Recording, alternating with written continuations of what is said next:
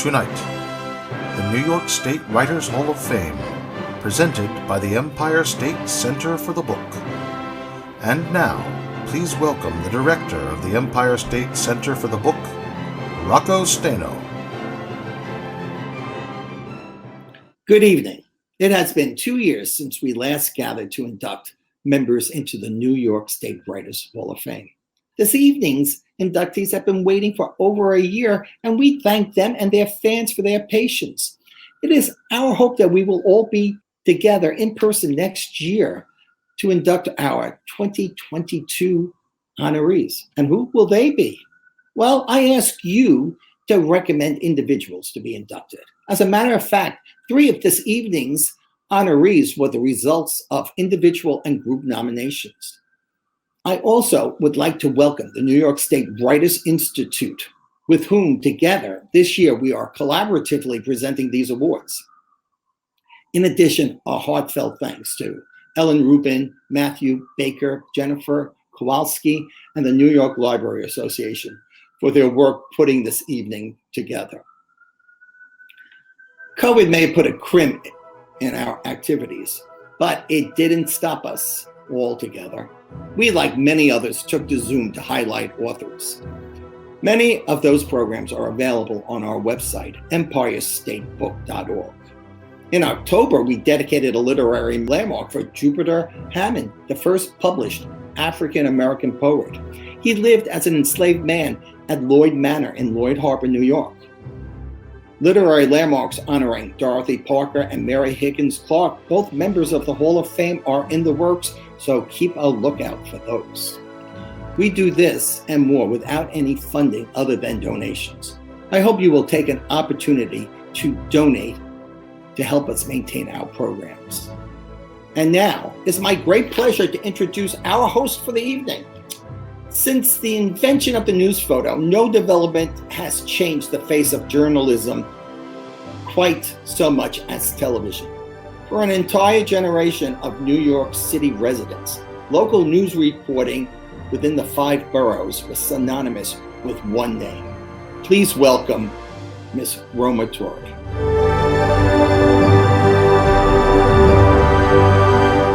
Thank you, Rocco, and good evening, ladies and gentlemen. Thanks for tuning in and welcome. Welcome to the 2021 New York State Writers Hall of Fame.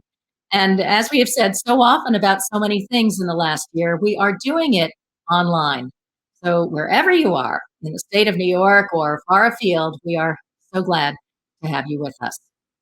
This evening's celebration is all about writing. And as we recover from the difficulties of a notorious pandemic, quarantine, and lockdown, it's worth looking back on how extraordinary our relationship with the written word has been in the last year and a half.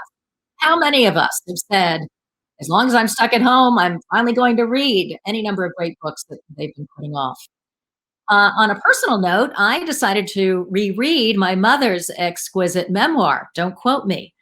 Unfortunately, it's no longer in print, but if you can find a copy, I urge you to pick it up. She was really an incredible writer. How many of us binge watched brilliantly scripted film or TV series, or subscribed to a streaming service that gave them access to great plays and musicals?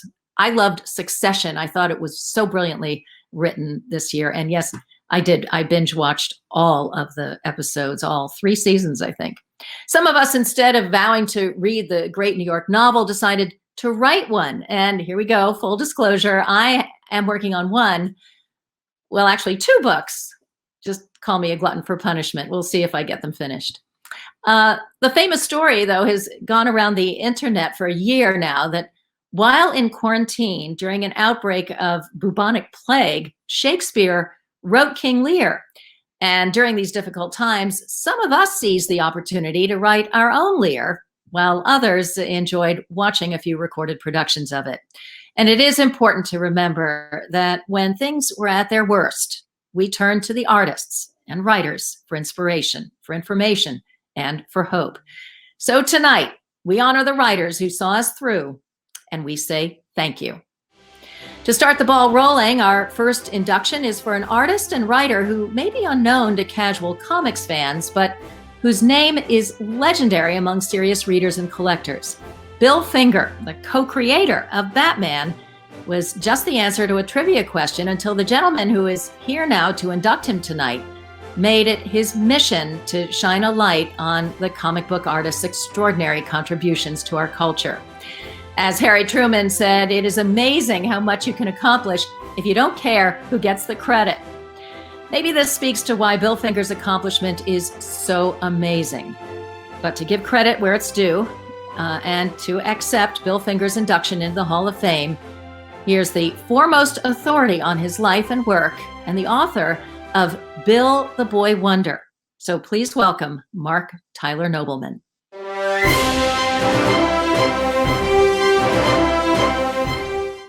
For years, I said Batman's biggest secret is not Bruce Wayne. I don't have to do that anymore. In the Bronx, in 1939, Jewish shoe salesman Bill Finger wrote the first Batman story, then hundreds more over the next 25 years, including his groundbreaking origin. That alone is a cultural accomplishment for the ages. But he also wrote the debuts of other eventual household names: Robin, the Joker, Catwoman, Commissioner Gordon. He named Gotham City. He nicknamed Batman the Dark Knight. He even designed the costume. In Bill's lifetime, his name appeared in the Batman credit line exactly 0 times. Meanwhile, cartoonist Bob Kane drew only a fraction of the early stories and did not write a single Batman story in his life, but from the start, he was the sole person credited. It made him wealthy.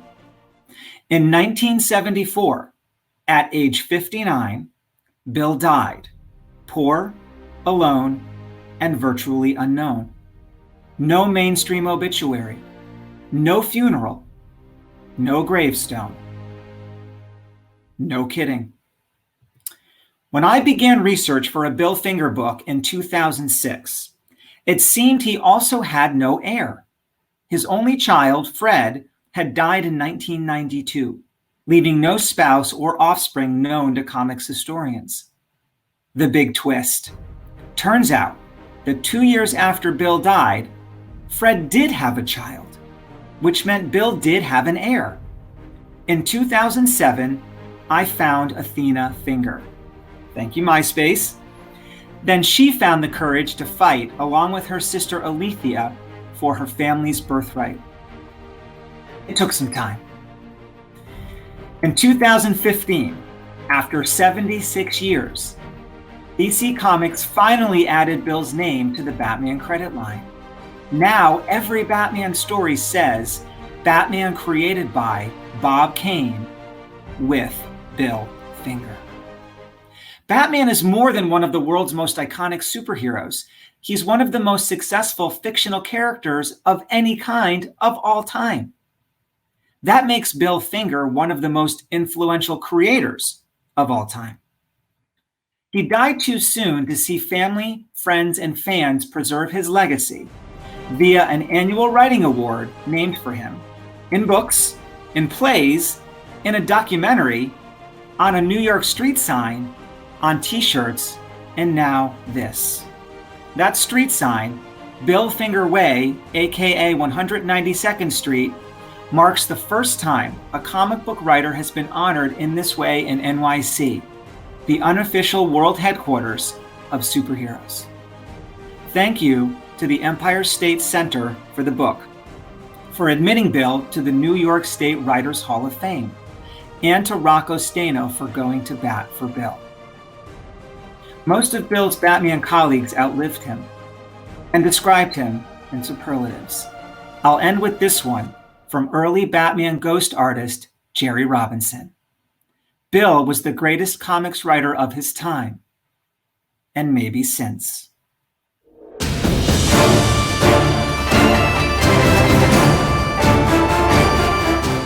In addition to inducting individual authors into the Hall of Fame, tonight's ceremony also honors the winners of special projects that highlight the mission of the Empire State Center for the Book and the New York Library Association. And now to tell us about the Indie Author Project, please welcome the founder and CEO of Bibliolabs, Mitchell Davis.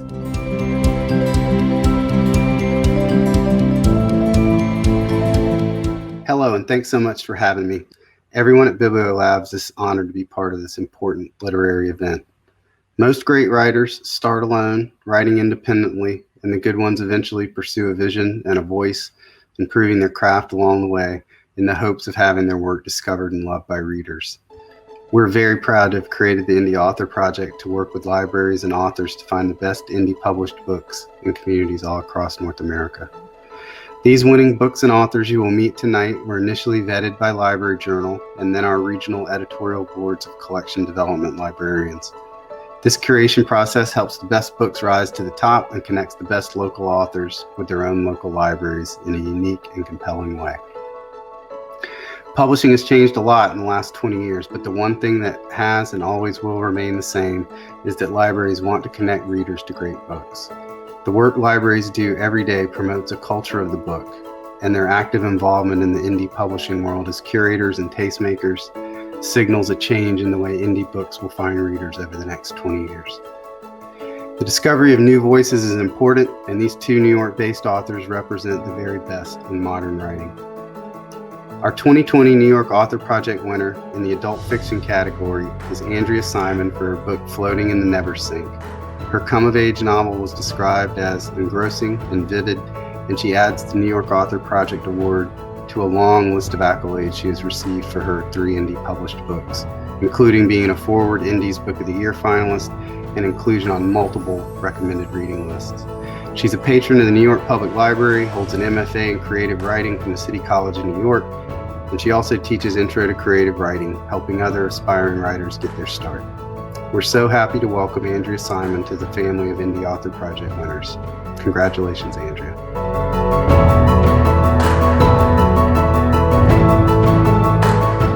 Hello, everyone. I'm very happy to be here and to tell you a little bit about my novel. It's called Floating in the Neversink. Floating in the Neversink is what they call a novel in stories, which, unlike a conventional novel, each chapter is a short story unto itself, but they're linked and they all have the same theme and characters. And so if you want to read a chapter or a story, you could put it down and you wouldn't feel like, oh my God, what happens? In any case, it starts off with a 9-year-old girl, Amanda Gerber, a very impressionistic, impressionable Jewish girl who lives in Brooklyn.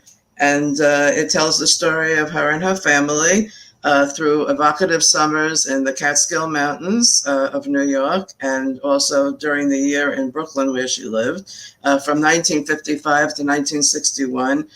So the reason I focused on this was some of it is based on my own experience growing up, and there is a great deal of interest in the Catskill Mountains, especially from some movies and the recent television show, The Marvelous Mrs. Maisel. And it was such a unique time in American life, especially in New York.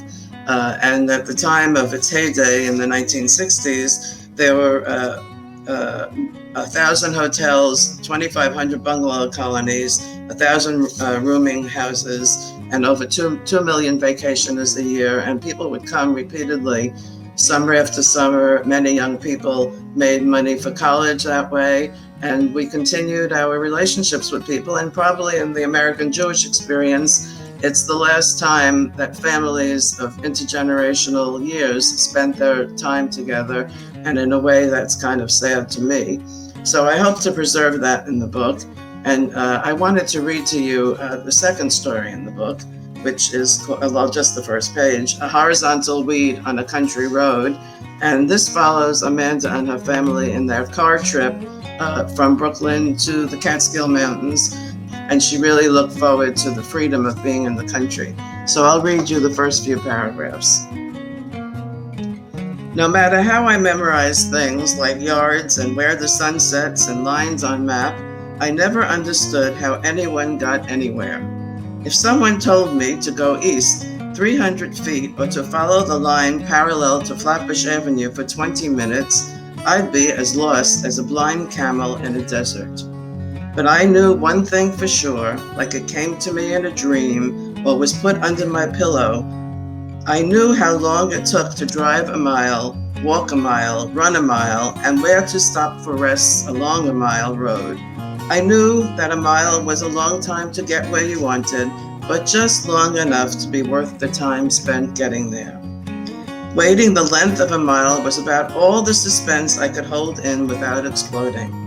I knew this because it was exactly 1 mile from the beginning of River Road, leading from the village of Mountaindale to our A-frame cottage in the country where I roamed half naked with my hand-carved bow and arrow, the country where knobby, beckoning fingers camouflage between thatched berry bushes.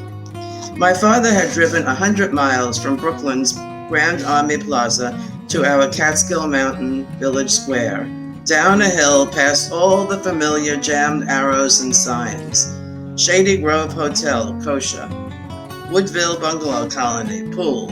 Neversink Lodge, 1 3/4 miles. The first building on the side of the road was the laundry, a cavernous red brick building where the hotels sent their sheets, towels, and tablecloths. The other side of the road was uninhabited, with tall weeds hiding railroad tracks following the path 2 miles past my house as far as the Neversink River. Those were the first 2 paragraphs. I hope that's enough to entice your readership. And I thank you for listening to me, and congratulations to all the winners. Our 2020 New York Author Project winner in the YA fiction category is Beverly Burchett for her book Adventures of a Thought Thief. Beverly also adds the New York Author Project Award to a long list of accolades she's received for her multiple award-winning books.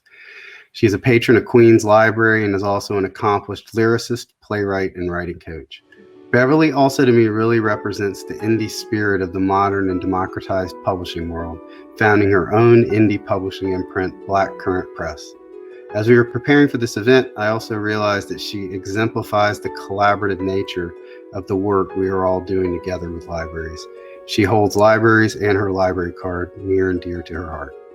We're so happy to have Beverly Burchett as our 2020 New York Author Project winner for YA fiction. Congratulations, Beverly.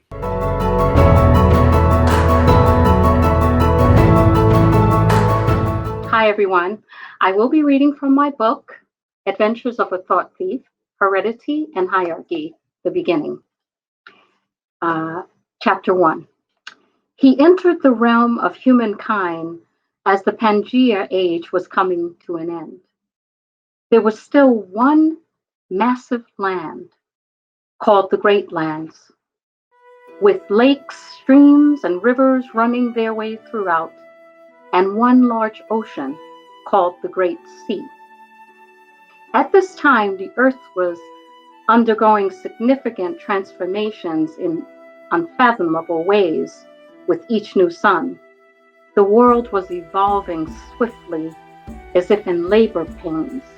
There were tremors creating shifts in the earth's core, with violent eruptions coming from beneath.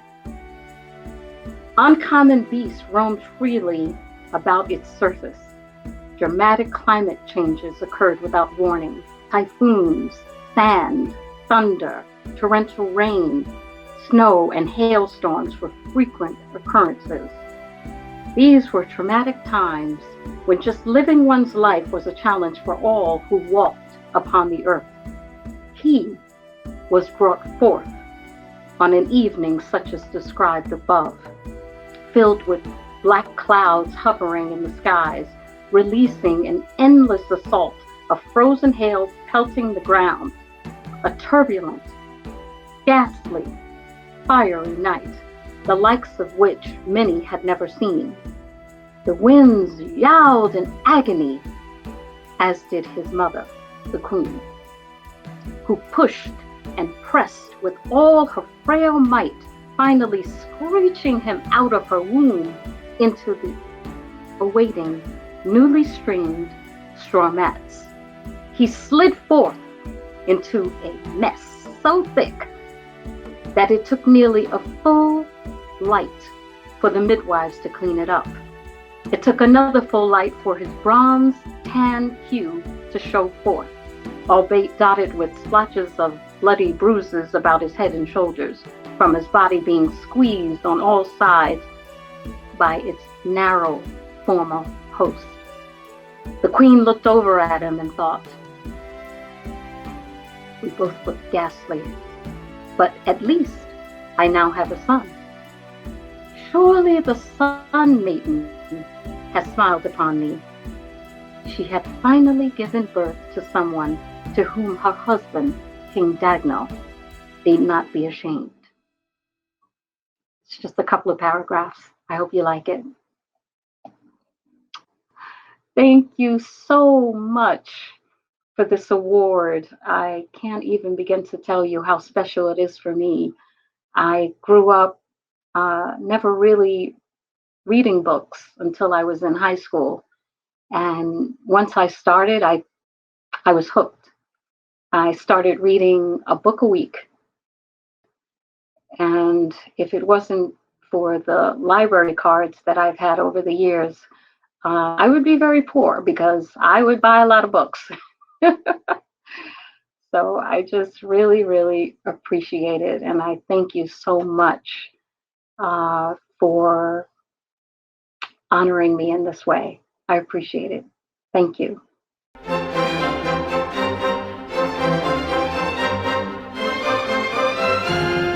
It's no secret that New York is an international state. It has cities with names like Amsterdam, Dunkirk, Geneva, and smaller towns like Cairo, Cuba, Greece, Italy, Mexico, Russia, and New Scotland.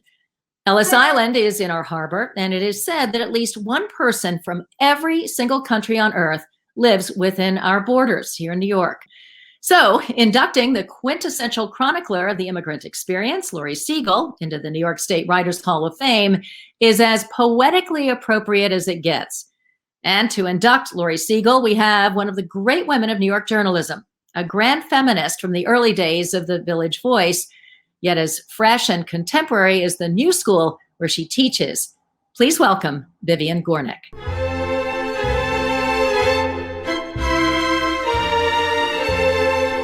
In no country in the world has the immigrant novel been more varied, more original, more persistent than in ours. But only rarely do any of these novels achieve a life beyond the one given them on publication day. Even when well written, they are all too often claustrophobically enclosed by a tale of survival beyond which the world remains an abstraction. Yet the genre is a resilient one. To read an immigrant novel of, say, 1910, one conceived in social realism and sentimentality, as contrasted with one written 50 years later, after modernism and the Holocaust, is to see how stubbornly it has kept itself alive. It is also to see how, every now and then, the genre harbors a piece of work that bursts the bounds of its own conventions, thereby announcing the presence in our midst of a genuine writer.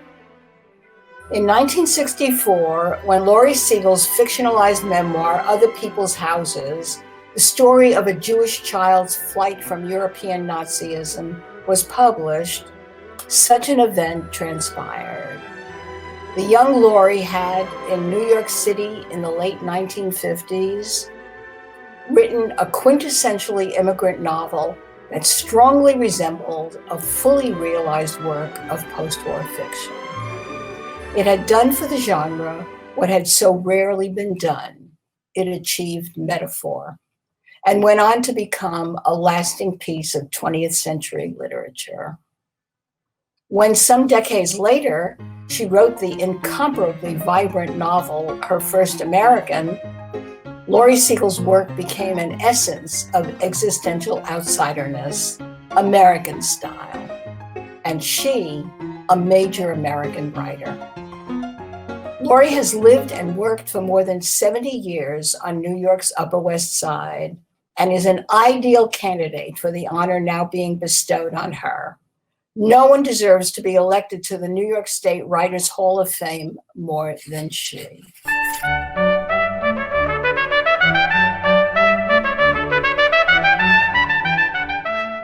took me 13 years from the time I was 10 years old till I was 23 to get from Vienna to New York. There were the 10 years in England, 3 in the Dominican Republic. But after arriving in Manhattan, I never for any length of time lived more than a block west of the Hudson River. I was 10 when I started writing. It had struck me that my kind Liverpool foster parents had little idea of what it was like, what was happening to my parents who remained behind in Hitler's Austria. I wrote in German, but at 10 years old, it seems that one learned English without noticing. And I went right on writing what and why. I kept writing about anything that was happening and what it was like. It's curious that this means what E.M. Foster meant when he said that writing is letting a bucket down into the unconscious and seeing what it brings up. At 20-something, I was fired from a job as a receptionist in a public relations company for asking if I might just finish the sentence I was in the middle of writing in a story before coming in to take dictation. Also, I was not very good at taking dictation. And that was when I started to teach writing. In my 90s, I still live where I see the Hudson River to the right if I look outside my window. I still teach writing. I'm still writing. Today, it is with satisfaction. It is with gratitude that I know New York, my best home, has adopted me and rewards me with this induction. COVID or no, to the New York State Writers Hall of Fame, and I thank you.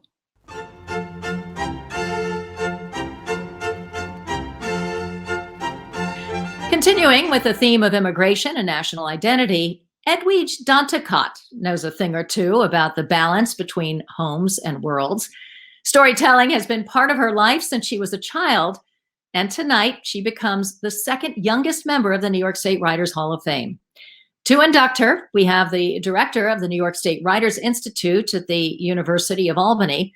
So please welcome Paul Grundahl.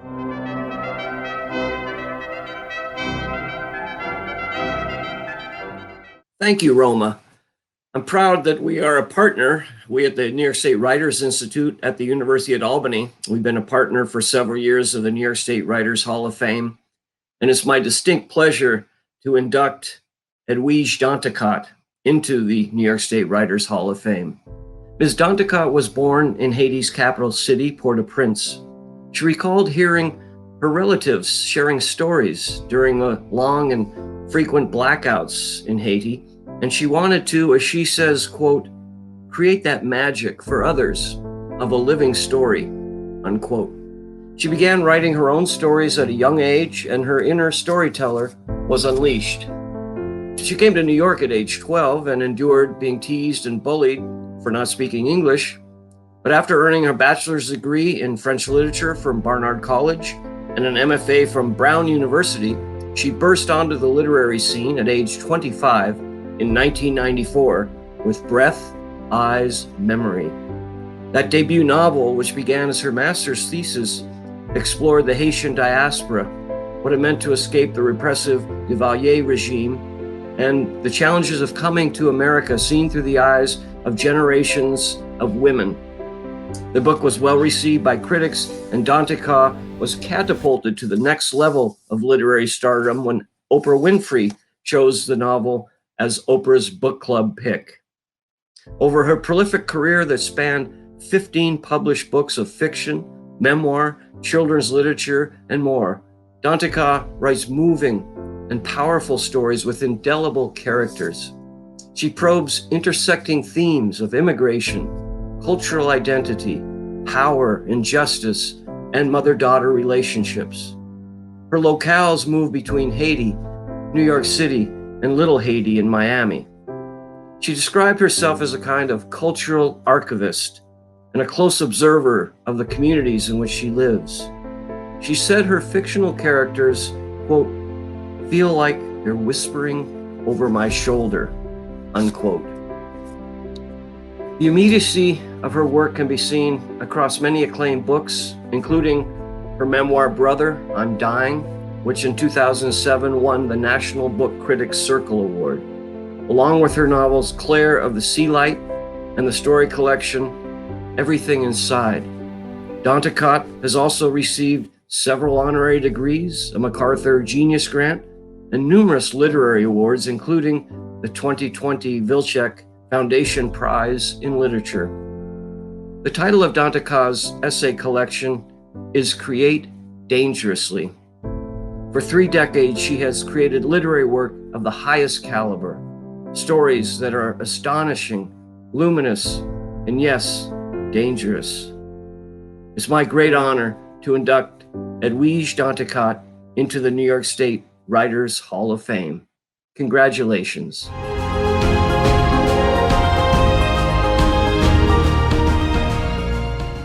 Hello, and thank you so much for this. 40 years ago, when I came to New York as a 12-year-old girl, I would have never imagined that I would be inducted in the New York State Writers Hall of Fame. It's incredible, it's mind-blowing, but it's also circular, because when I arrived here and I would go to the New York Public Library, the Brooklyn branch, Eastern Parkway, and would see the work of Paul Marshall, another Caribbean Brooklyn writer, I felt like there was so much possibility for me as a little girl who was also harboring the dream of becoming a writer. And when I would go across the street in the Botanic Garden and I would see those bricks with writers' names on them, including Walt Whitman among others, I felt like the ground itself was trying to help me, to encourage me. So this is the biggest encouragement of all, because it takes me back to that time when I was a little girl. And if I could go back now to say to that little girl, yes, it will turn out okay, you will be inducted in the New York State Writers Hall of Fame, she would not believe it either. Brooklyn is, of course, a very special place for me. New York in general. It is where I first landed when I came here. It's where I was reunited with my parents after 8 years of being separated. It's where we became a unit on Westbury Court near Eastern Parkway. It's where I started writing on this typewriter that my father bought me, and was tapping away doing hot summers trying to write. So my other beginning as a writer, the first was in Haiti when I was younger, but my other beginning as a writer was in Brooklyn. And so it seems so much like I just don't have the words. It's a blessing, it's a gift, it's a reminder, it's an encouragement to have this honor. And I share it with my parents who brought me to New York and made such incredible sacrifices, like so many immigrant parents, and my brothers who accompanied me, and the Haitian community that welcomed me and helped shape my story, and also gave me many, many stories to tell. I'm deeply grateful to be sharing this moment with these other incredible inductees who are also extraordinarily inspiring and trailblazers to me. And I thank the committee, and I thank you all for this most incredible honor. I can now say that even though I don't play rock and roll and I don't play baseball, I am in a Hall of Fame. The fact that there's a Hall of Fame for writers at all is amazing. And the fact that I'm in it is just incredible to me. Thank you so, so very much.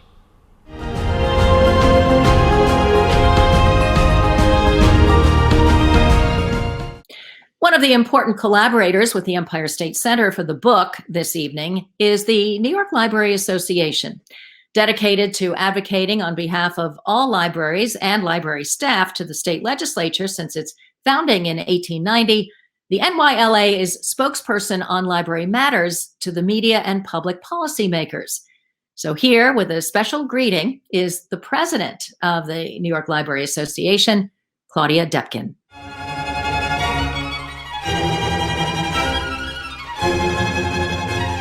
Thank you, Roma. This is the 10th year that the New York Library Association is the host institution for the Empire State Center for the Book. We are proud to be a partner in promoting a culture of reading, literature, literacy, book arts, and book history throughout New York State. Tonight, we honor the exemplary practitioners who preserve and broaden that culture with the 11th annual induction into the New York State Writers Hall of Fame.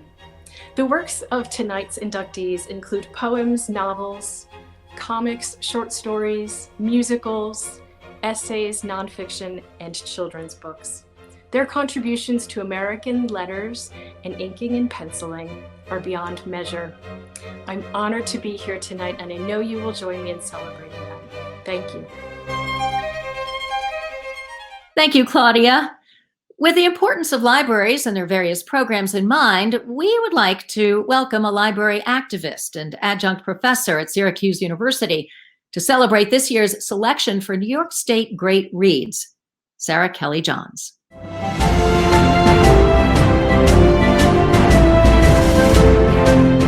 Every year, a list of books representing the literary heritage of the 50 states, the District of Columbia, and the U.S. Virgin Islands is distributed by the Library of Congress's Center for the Book during the Fall National Book Festival.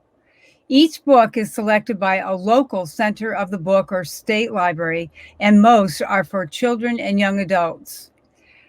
Books may be written by authors from the state, take place in the state, or celebrate the state's culture and heritage.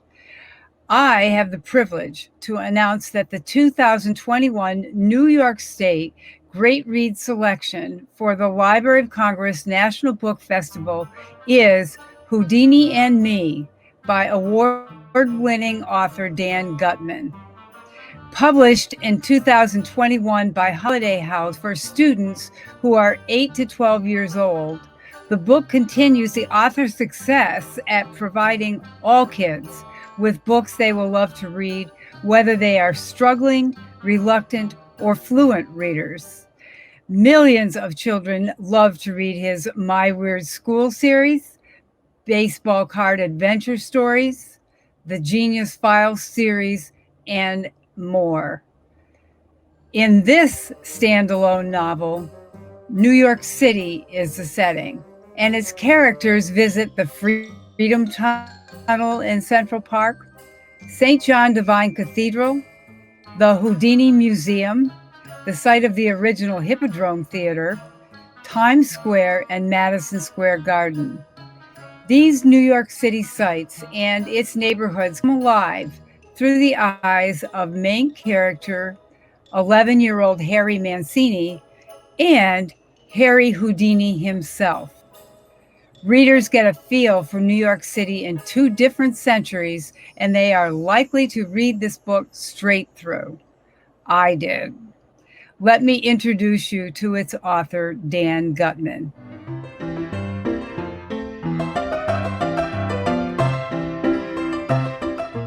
Hi, I want to thank the New York Library Association, the Empire State Center for the Book, and of course, the Library of Congress for choosing my book as a New York State Great Read. So here's how it all started. I live in New York City on the Upper West Side of Manhattan, and I was walking down 113th Street one day, 8 blocks from my apartment, when I saw this plaque on the wall. Yeah, Harry Houdini lived 8 blocks from where I live today. He spent the last 22 years of his life there. Now, I didn't know much about Houdini at the time. I knew he was a magician and that he was most famous for being an escape artist. He could escape from handcuffs, straitjackets, jail cells, anything. They could lock him up inside a big trunk and throw it in a river, and he would find a way to escape. But there was one thing he could not escape from: his own death. And I'd heard the famous story that before Houdini died on Halloween night in 1926, he told his wife, Bess that if there was any way for him to come back from the dead and communicate with her, he would do it. And it was like an explosion went off in my head. That's a book idea. A lot of my books are inspired by the question, what if? So I thought, what if a kid lived in Harry Houdini's old house on 113th Street? And what if the kid found a mysterious old cell phone? And what if he somehow found a way to communicate with Houdini by text message? And what if Houdini pulled off the ultimate escape from death by switching places with the kid, so Houdini would live in the 21st century and the kid would be stuck in the 1920s? What would the kid do? That would make a great story. So I wrote it, and I guess you like it, or I wouldn't be holding this really nice award. One more thing. About a second after I took this picture at Houdini's house, the guy who owns the brownstone came out and yelled at me, telling me to get off his porch and never come back. Well, I felt horrible. So the day my book came out, I slinked over there and I left a copy of the book at the doorstep with a note apologizing for trespassing on the owner's private property. And then I rang his doorbell and I made a run for it. Half an hour later, the owner called me up and he said how excited he was to get my book. Not only that, but he and his wife invited me and my wife over for a tour of the house, which still has a lot of the old furnishing and woodwork that was there when Houdini lived there. So the story has a happy ending, and this honor makes it even more special. So thanks again for this and for sharing my books with kids. It means so much to me. And if you want to find out more about me or my books, just go to my website. It's just www.dangutman.com, or follow me on Facebook or Twitter or Instagram. Thanks again.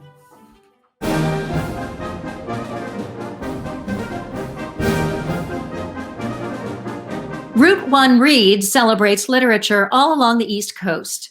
And to tell us more, we have a gentleman who is the author of 8 books about the city of New York, but who recently gained acclaim as the man who brought Dorothy Parker's ashes home to Woodlawn.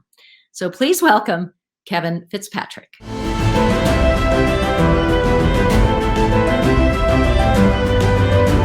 Thank you. As a member of the Center for the Books Advisory Committee, I enjoy supporting the many programs we undertake in the Empire State. This includes tonight's Writers Hall of Fame and the many years it is devoted to finding and dedicating literary landmarks around New York. Another program is Route 1 Reads, an initiative that is a partnership between 16 affiliate centers for the book, connecting the 2,369 miles of U.S. Route 1 from Key West, Florida to Fort Kent, Maine. In New York, you may know it by names such as the Boston Post Road or Main Street. Each year, Route 1 Reads promotes a different book genre. The books selected by each state illuminate important aspects of their states or commonwealth for readers. Poetry is a theme for 2021, and the Empire State Center for the Book is delighted to select a title from one of its Writers Hall of Fame members, Don Marquis. He is the creator of the always delightful Archie and Mehetabel. To tell us more about Don Marquis and the book, The Best of Archie and Mehetabel, is John Badiger. John is a writer, editor, and raconteur, as well as the creator of DonMarquis.com and the Don Marquis page on Facebook. When he isn't taking care of Marquis online or attending his final resting place in Queens, he's producing keepsakes such as this, sewn by his sister. Please welcome John Badiger to tell us more.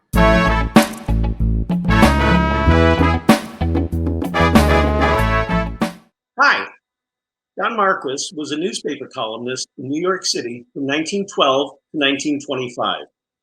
He was enormously popular in his day and wrote 31 books and plays, but today we know him chiefly as the author of Archie and Mehetabel, a 1927 book of light verse and humor mixed with some pretty sharp satire. The book tells the adventures of Archie, a cockroach, that most common of New York creatures, and of Mehetabel, a rough and tumble alley cat. Don had created the characters in 1916 to comment on events and customs of the day. Reincarnation was a hot topic at the time, and Archie possessed the reincarnated soul of a poet. Mehitabel claimed to have been Cleopatra in a previous life. Their life stories were typically told in 3 verse, another popular fad at the time, and they were followed by newspaper readers across America.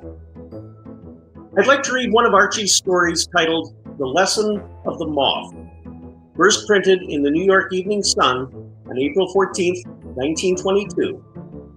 It next appeared in the book Archie and Mehitabel, and again, most recently in The Best of Archie and Mehitabel, published in 2011 by Alfred A. Knopf. The Lesson of the Moth. I was talking to a moth the other evening. He was trying to break into an electric light bulb and fry himself on the wires. "Why do you fellows pull this stunt?" I asked him. "Because it is the conventional thing for moths, or why? If that had been an uncovered candle instead of an electric light bulb, you would now be a small unsightly cinder. Have you no sense?" "Plenty of it," he answered, "but at times we get tired of using it. We get bored with the routine and crave beauty and excitement. Fire is beautiful, and we know that if we get too close, it will kill us. But what does that matter? It is better to be happy for a moment and be burned up with beauty than to live a long time and be bored all the while. So we wad all our life up into one little roll, and then we shoot the roll. That is what life is for. It is better to be a part of beauty for one instant and then cease to exist than to exist forever and never be a part of beauty. Our attitude towards life is come easy, go easy. We are like humans used to be before they became too civilized to enjoy themselves." And before I could argue him out of his philosophy, he went and immolated himself on a patent cigar lighter. I do not agree with him. Myself, I would rather have half the happiness and twice the longevity. But at the same time, I wish there was something I wanted as badly as he wanted to fry himself. Archie. If the origins of the detective novel are a mystery to you, get thee to the library and enjoy the work of Anna Katharine Green, the mother of the genre. To induct her into the Hall of Fame, we have the world's leading scholar on Green's life and work, a professor at Sheridan College in Ontario, Canada. So please welcome Claire Meldrum.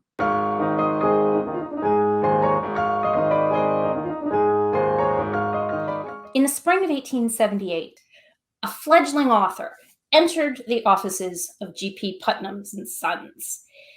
She wanted to be a poet, but then, as now, poetry didn't pay very well. So instead, she'd written a novel, and she was hoping that Putnam's might be interested in publishing it. But the thing was, Putnam's wasn't doing very well either. The country was in a deep recession, and people weren't buying books. Not only that, the firm's founder had died several years earlier, and the Sons were struggling to keep up his legacy. It certainly wasn't a time to take a chance on an unknown author with a manuscript written in pencil on mismatched foolscap.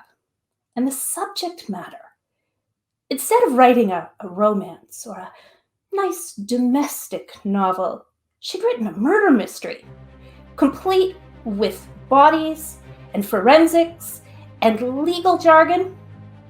Nobody was going to be interested in that, were they?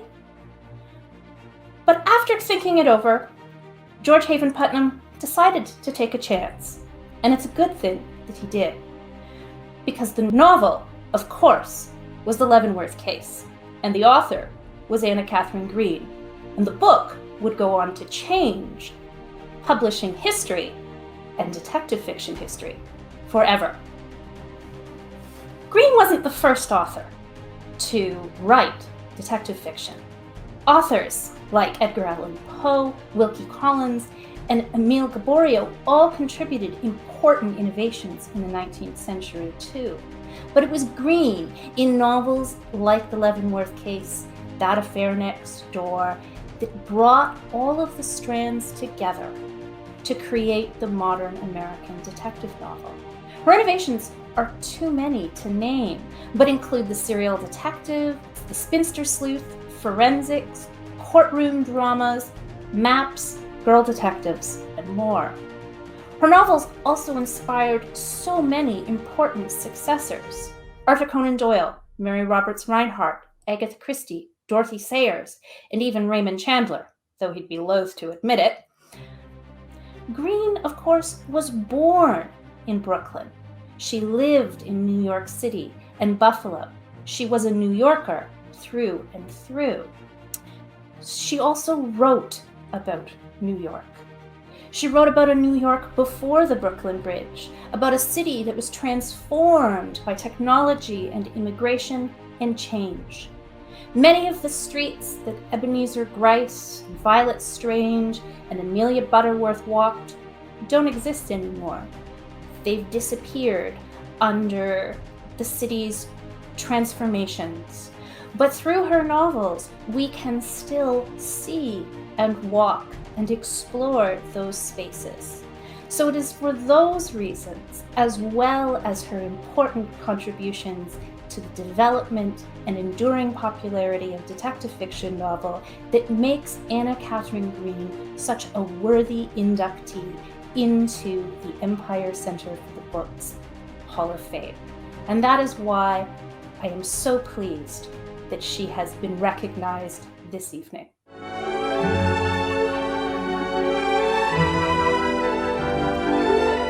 Good evening, all. Not too long ago, I spoke at length with Dr. Claire Meldrum to prepare for this acceptance speech, to acknowledge Anna Katharine Green's many contributions and accomplishments as a writer. Today, she is acknowledged as a pioneer of her time. Perhaps when Dr. Meldrum has completed her book on Anna Katharine Green, the world will know of her many accomplishments. I will have to leave this to the experts, as my knowledge of Anna Katharine Green is only through my family and the stories passed down, which may or may not have been revised or embellished upon as time went on. If you were to believe one story passed down, she possibly dressed up in men's clothing, once to sneak into a courtroom where women were not allowed. She sat in the back incognito, gathering knowledge to more accurately write her crime stories. This story may never be proven and was shared only among family members who were sharing their admiration of her accomplishments in a time past. Was it another one of Anna's stories just made up to entertain her grandchildren? Perhaps, but I've been told that Anna's accuracy in describing places in New York City could only come from having been seen with her own eyes and streets as she herself walked. It makes me wonder of the person she was and how she came to continue her writing in a time that did not look kindly upon women as professionals. Based on fact and family stories, I believe she was blessed in the love and support that must have been mutual between Anna and her husband, Charles, and can be seen in the designs she helped her husband with in his furniture making. In turn, his support for her writing was evident when he made Anna her own lady's desk chair to write her stories.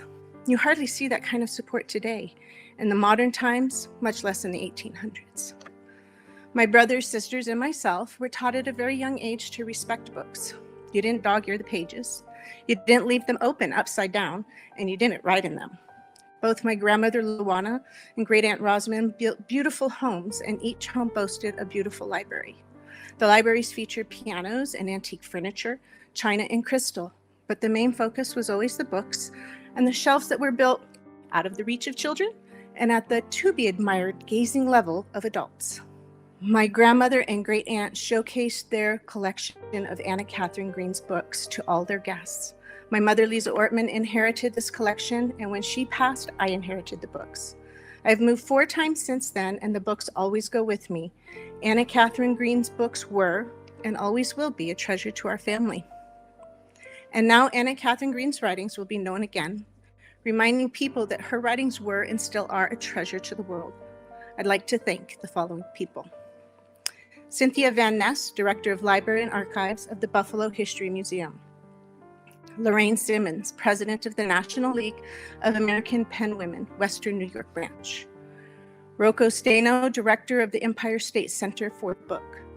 Poison Pen Books, who donated copies of their reissue of That Affair Next Door to the Empire State Center for the Book's collection. Elizabeth Foxwell, Managing Editor of Clues, a journal of detection and co-nominator of Anna Katharine Green, along with Dr. Claire Meldrum of Sheridan College, co-nominator of Anna Katharine Green's induction into the New York State Writers Hall of Fame. I'm very fond of Claire and truly appreciate her taking the time to come to my home and look through our Anna Katharine Green collection. She shows a sincere appreciation for Anna Katharine Green that endeared her to me. I am sure there are many other players in this production that I did not specifically mention. My apologies. I am truly grateful for all, and I know my great-grandmother, Anna Katharine Green, would be humbled by the collaborative effort made on her behalf. I sincerely thank you all for your part in making this possible. It is with humble regard that I accept my great-great-grandmother, Anna Katharine Green's award and induction into the New York State Writers Hall of Fame. Thank you.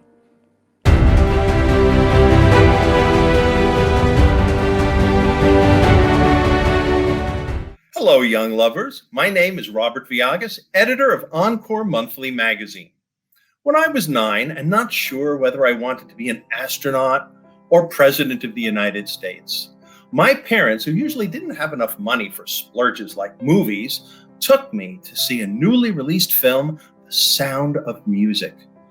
In the opening, one of the first things you see is a big credit filling the sky over the mountains of Austria, saying it was written by two guys named Richard Rodgers and Oscar Hammerstein II. Now, I'd heard a lot of songs on the radio, but this was the first time it dawned on me that songs didn't just happen. They were actually written by human beings. Then the song started. And I didn't want to be an astronaut or a ball player or even president anymore. I knew that somehow, some way, the rest of my life would be connected with this kind of storytelling.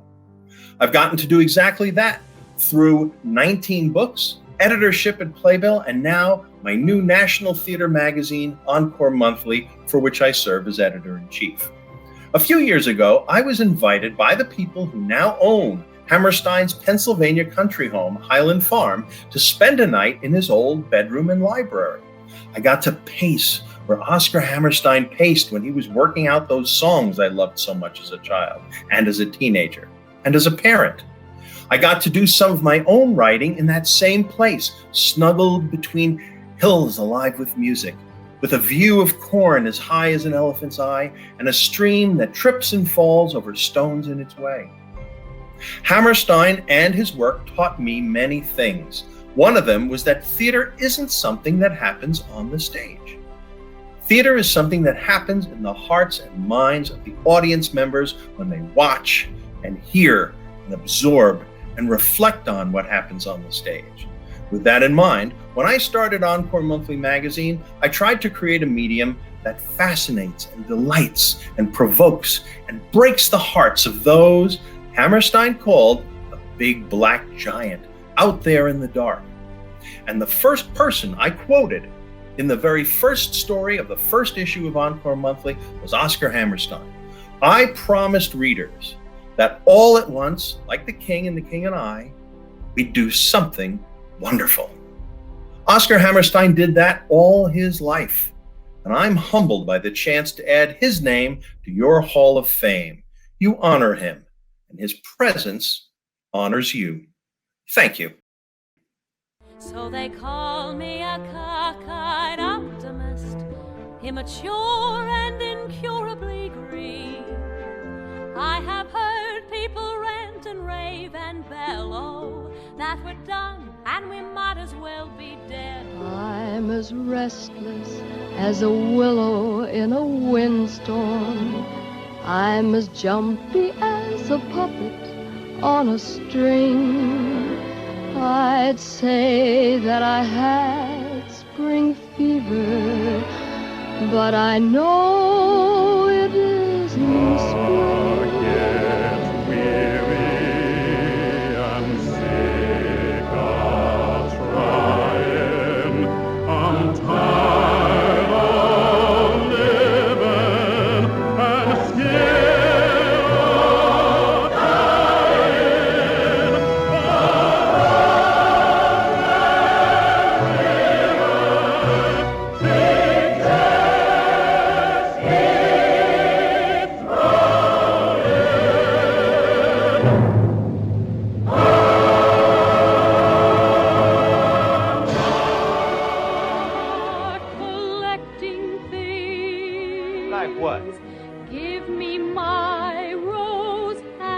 my glove. Sweetheart, they're suspecting things. People will say if I loved you, words wouldn't come in an easy way. Round in circles I go,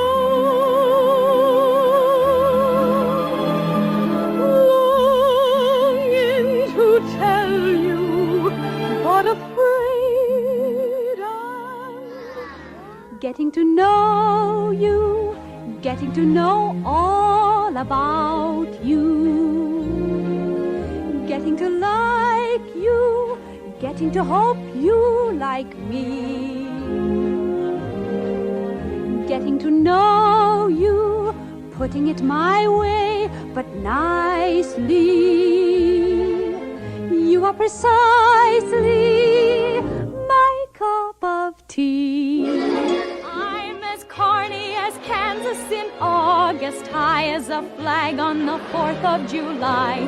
If you'll excuse an expression I use, I'm in love, I'm in love, I'm in love, I'm in love, I'm in love with a wonderful guy. Tall and white, clean and bright, you look happy to meet me.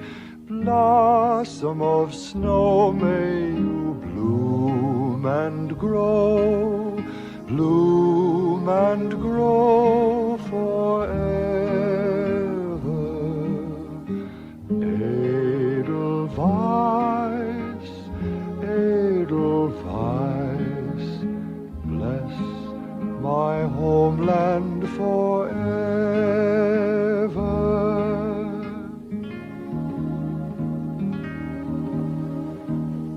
Edelweiss, Edelweiss, every morning you greet me, small and white, clean and bright, you look happy.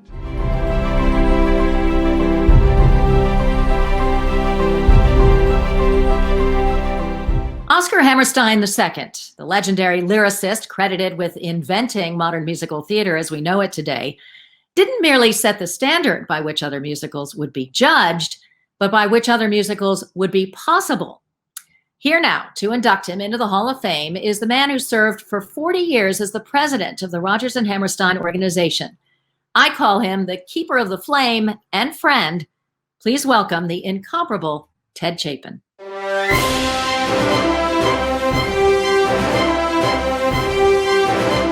In All About Eve, when we first meet critic Addison DeWitt, we hear him say, quote, "To those of you who do not read, attend the theater, listen to radio programs, or know anything of the world in which you live, it may be necessary to introduce myself." Well, similarly, to those who do not know anything of the world in which they live, or have never seen the sound of music in any form, it may be necessary to introduce Oscar Hammerstein II.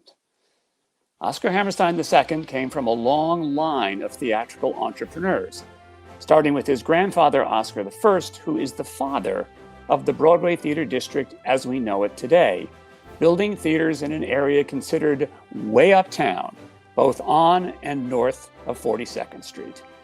His grandson, Oscar II, was much more interested in what happened in those theaters. Known today primarily as a lyricist for the musical theater, he was much more than that. He was the playwright for many of those musicals, starting with Showboat in 1927. As a theatrical innovator and passionate humanitarian, he changed the face of the American musical theater, both in form and content. He set the standard by which other musicals continue to be judged to this day. In The King and I, he wrote, quote, "If you become a teacher, by your pupils you'll be taught."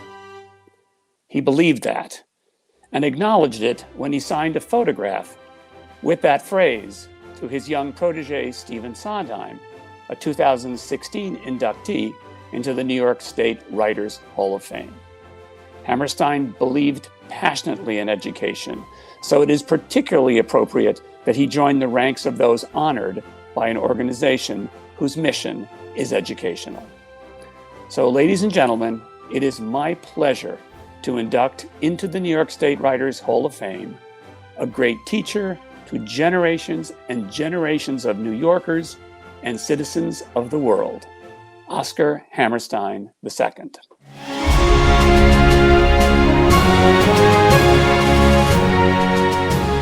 Hello, my name is Oscar Andy Hammerstein.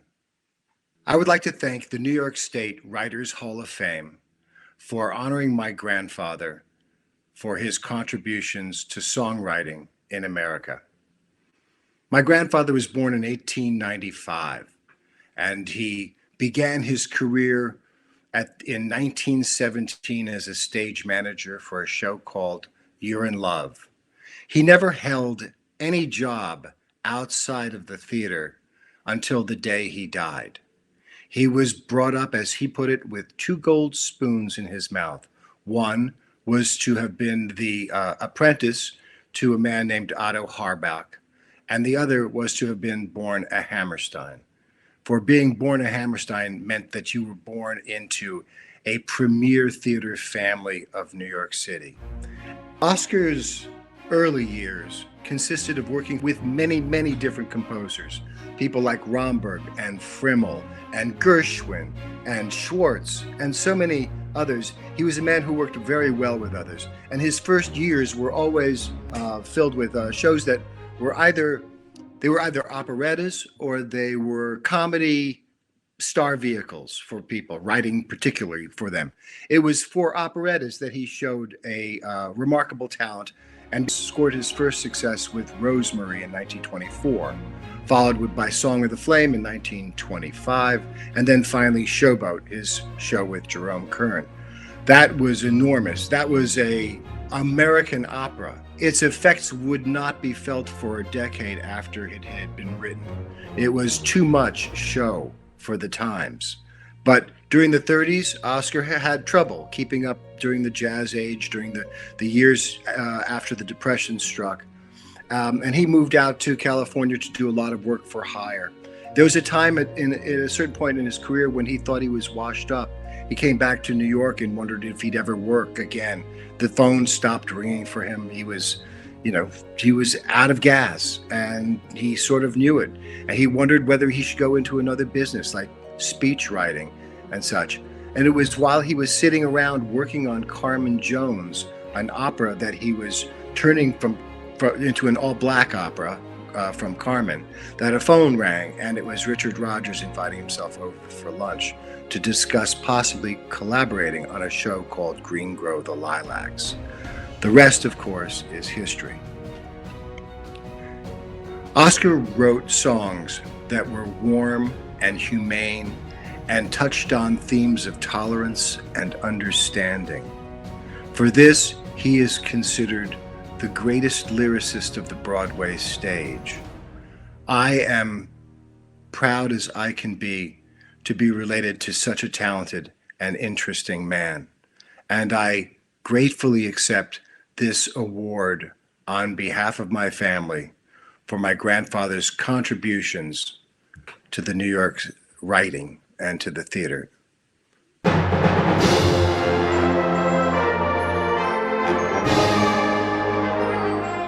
Sometimes words give us a mirror to the world in which we live, and sometimes they give us an escape from it. Writing can be used to indict, to challenge, to comfort, and to heal. And this has been true for thousands of years since the invention of the form. But knowing that serves to remind us of the greatest power of words. They make us immortal. A great writer can touch a reader from the other side of the earth and from across millennia. When anyone who works in the writing world dies, whether a writer, editor, publisher, or any other celebrant of the book, The work lives on after them. So we take a moment now to honor those who we've lost and thank them for the work they left behind.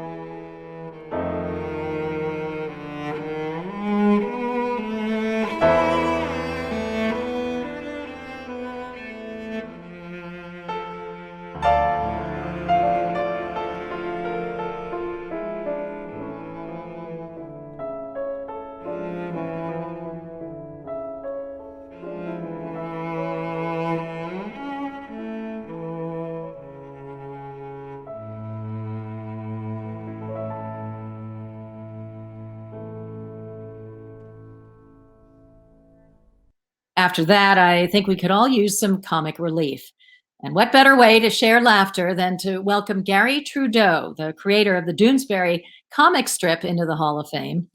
I grew up with Doonesbury. My kids read it, and hopefully my grandkids one day. To induct him is a longtime editor who's worked in every form and genre, from memoir to history to fiction to poetry to cartoons. So please welcome David Stanford.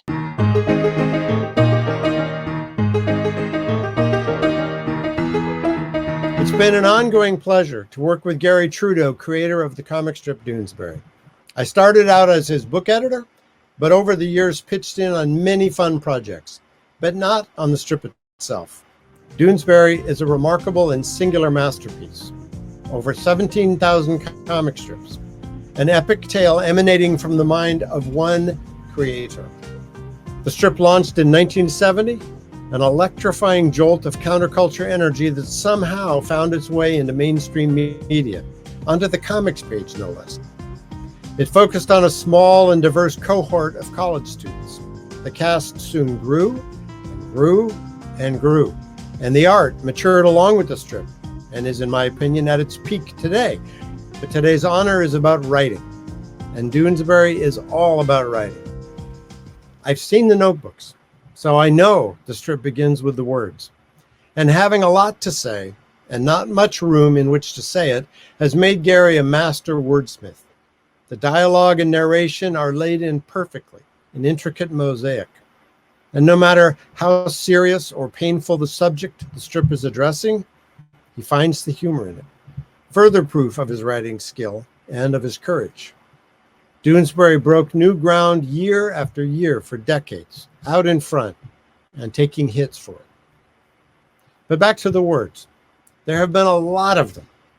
Using an improvised system I devised, I estimate that Gary Trudeau's magnum opus is well over 1 million words long, something like 5 or 6 Moby Dicks. Not that value matters per se, but that is the scope of his accomplishment. By now, the strip has over 60 major characters. 6 have died. Current storylines explore the lives of the grandchildren of the original characters, and Doonesbury is tracking its 10th presidential administration. And while the whole vast web of all these intertwined lives and storylines were being woven, its creator was under extreme and relentless deadline pressure. I will parenthetically mention that in addition to the writing I just described, Gary Trudeau also wrote a Broadway musical, a political cabaret, an album of songs, an animated film, Amazon Prime's first streaming series, and 3 more screenplays that I know of, plus magazine articles and columns and opinion pieces for the New York Times and for Time magazine. As for Doonesbury, the New York Review of Books says Trudeau's body of work is Dickensian in his range of characters. The New York Times Book Review calls it a sprawling masterwork with a cast big enough to make Tolstoy wonder if he was trying hard enough. And Rolling Stone says it reads like this era's War and Peace. War and Peace was on my lockdown reading list, but I didn't get to it. But I did reread all of Doonesbury, and I highly recommend the journey. It's an inspirational and memory-refreshing way to experience 50 years of American life. It is my great pleasure to introduce the wonderful writer who gave us that gift and has provided it to the future. Gary Trudeau.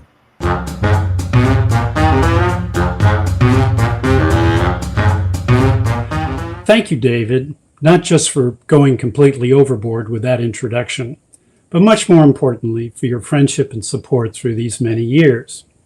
Only you would take the time to do the math on the torrent of words I've generated, day after day, year after year, like some berserk public utility.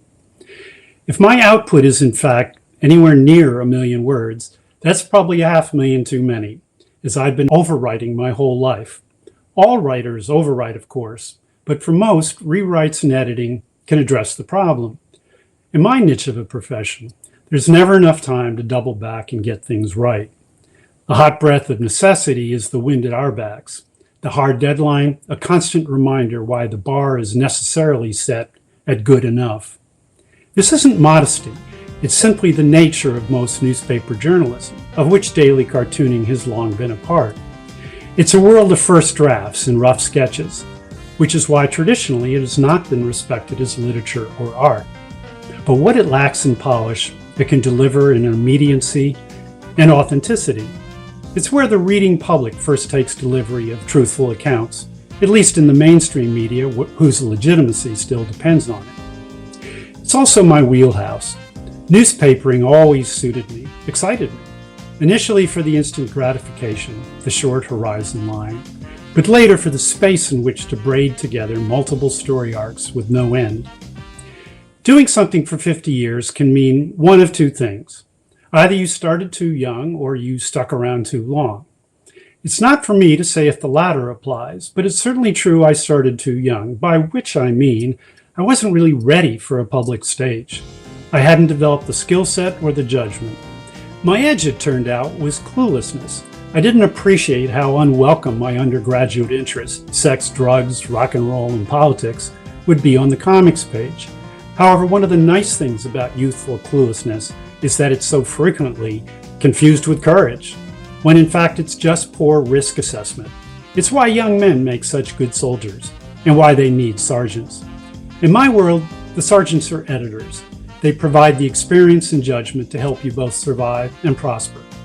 Early in my career, after yet another newspaper had quit on me, my editor Jim Andrews called me up and said, "Look, you can write about Vietnam this week if you want.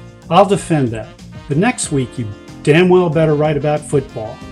His point was that I needed to give editors the space to adapt, to get used to something new on a page that was steeped in tradition.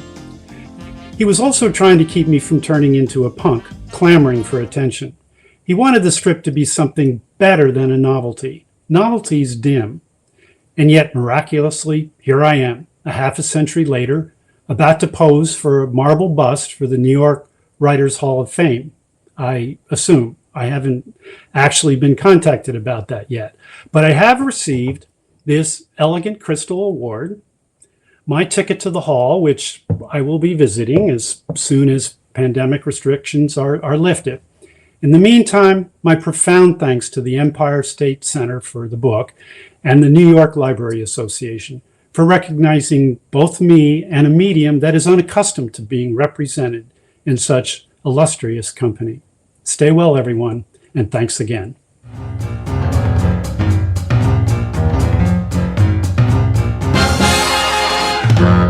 I'm back. This time I'm wearing a different hat. I am the host of Storymakers on Kidlit TV, and with me is Julie Gribble, the founder and producer of Kidlit TV. Andrea Davis Pinkney is a Kidlit TV family member, and she's also the host of The Big Picture Live. And on behalf of the Kidlit TV family, I'm so happy to celebrate her induction into the New York State Writers Hall of Fame. I grabbed a few of her books off the Kidlit TV bookshelf. Harriet Tubman, part of the She Persisted series. Bird in a Box, Three Kids Share the Dreams of a Champion. Rhythm Ride, A Road Trip Through the Motown Sound. A Poem for Peter, which is the story of Ezra Jack Keats. You know, Julie, Ezra Jack Keats is also a member of the New York State Writers Hall of Fame. You know, Andrea often collaborates with her husband, illustrator Brian Pinkney, and some of those titles are Sit In, How Four Friends Stood Up by Sitting Down. Duke Ellington, which won a Caldecott honor. Good going, Brian. Martin Rising, Requiem for a King. Congratulations, Andrea. Hope to see you in person soon.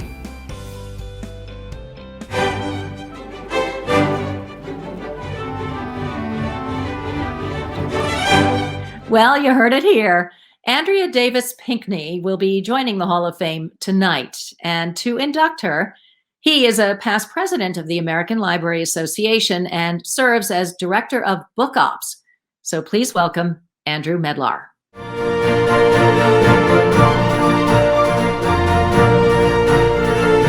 I am honored, humbled, and very happy to introduce the next inductee into the New York State Writers Hall of Fame, the eminent, extraordinary, and incandescent Andrea Davis Pinkney. Trained in journalism at Syracuse, Pinkney has written dozens of dazzling books for young people. Through her work, she has, as a citation from the American Library Association said, created a deeper understanding of African American heritage. Her accolades include being named one of the 25 most influential Black women in business and one of the 25 most influential people in our children's lives. She has appeared on the New York Times bestseller list, been nominated for the NAACP Image Award, received honors from the Jane Addams Peace Association for her books which engage children in thinking about peace, social justice, global community, and equity for all people. And she has won multiple Coretta Scott King Book Awards for her work demonstrating an appreciation of African American culture and universal human values. Pinkney has spoken of the fine Black line between today's generations and a member of the 2010 inaugural class of inductees into the New York State Writers Hall of Fame, Zora Neale Hurston. and has shared how her discovery of Hurston's work was life-changing for her as a child. Pinckney said, "Affirming the power of African American writing, oratory, reflection, and call to action are in my blood." And from the pile of notebooks her parents gave her when she turned 8, she has created biographies of Sojourner Truth, Ella Fitzgerald, Dr. Martin Luther King Jr., Mahalia Jackson, Rosa Parks, Bill Pickett, and the Obama family, among others. Her fiction titles include The Red Pencil, Loretta Little Looks Back, With the Might of Angels, Raven in a Dove House, Bird in a Box, and Mim's Christmas Jam. And she inspires even the littlest and hungriest book lovers with her board books, such as Pretty Brown Face, I Smell Honey, and Watch Me Dance. And many, many more than that, with, I'm certain, many, many, many more to come. As she wrote in her biography of Alvin Ailey, her first collaboration with her husband, the brilliant illustrator Brian Pinckney, the other Black dancers Alvin met when he first came to Manhattan had dreams that soared higher than New York's tallest skyscrapers. And that is, for sure, the heights she has reached in her contributions to the bookshelves and hearts of readers around the world. And of other book creators as well, for not only does she write, she nurtures, mentors, and gives a platform to others through her past work at Disney Publishing Worldwide, where she founded Jump at the Sun, the first African-American children's book imprint at a major publishing company, via her teaching in the graduate writing program at the New School, and at Scholastic, the largest publisher and distributor of children's books in the world, where she currently serves as vice president and executive editor. And she is utterly fabulous in her energy, enthusiasm, talent, generosity, creativity, and kindness. My fellow book lovers, please join me in congratulating Hall of Famer and Brooklynite, Andrea Davis Pinckney.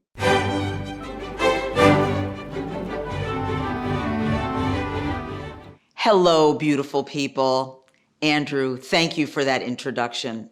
May I say, you are looking dapper as always. It is my pleasure, honor, and delight to be with all of you in this virtual space, sharing this tremendous occasion with so many esteemed writers, all of us proud to call New York our home. Speaking of calling, New York is my calling. As a writer, I've been beckoned to invite readers to come onto a journey. Ah, yes, the beckoning, the mission, that calling.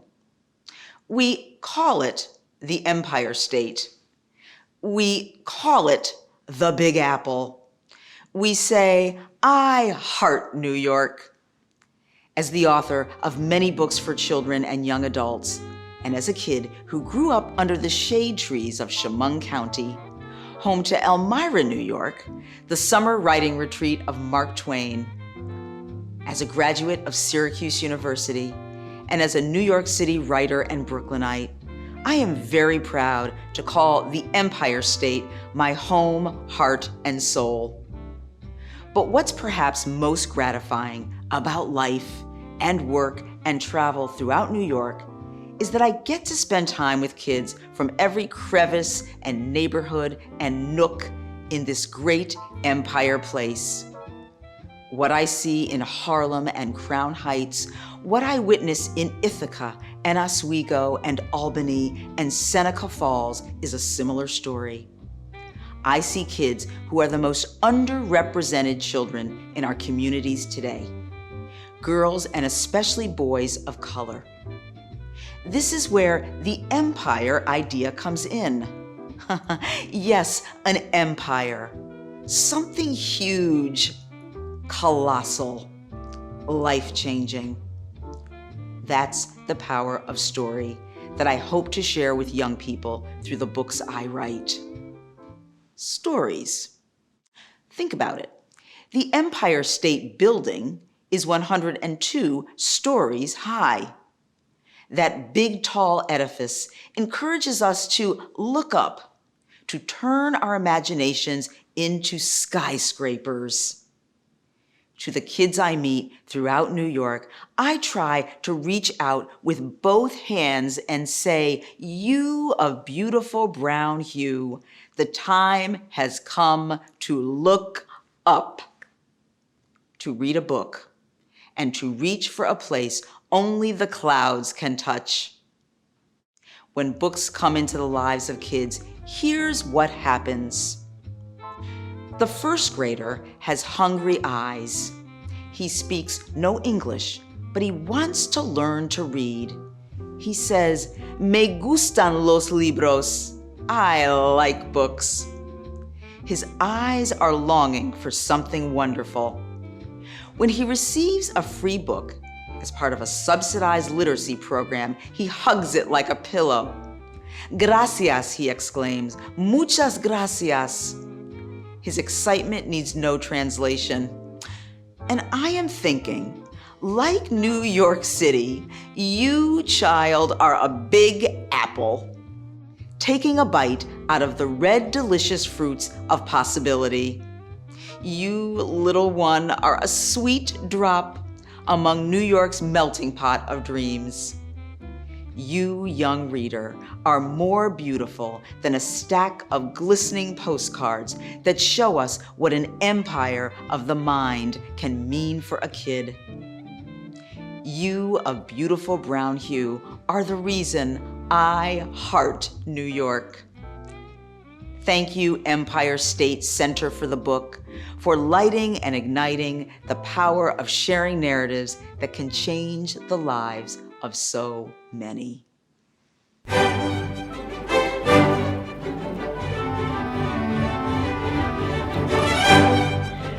If you would like to see more writers inducted into the Hall of Fame and more literary landmarks commemorated, please remember to donate to the Empire State Center for the Book. And remember to let them know which writers you think should be included in future inductions. A selection committee of librarians, publishers, and educators gathers each year to review the nominations that the center receives from the general public and various organizations. Make your voice heard and honor the writers you love and believe in. And that is our show, ladies and gentlemen. So congratulations to all of this year's newly inducted members of the New York State Writers Hall of Fame. Congratulations to those whose nominations for next year have yet to come. And congratulations to the lucky readers who are about to embark on the adventure of these writers' words. You're in for quite a treat. Thank you all, and good night.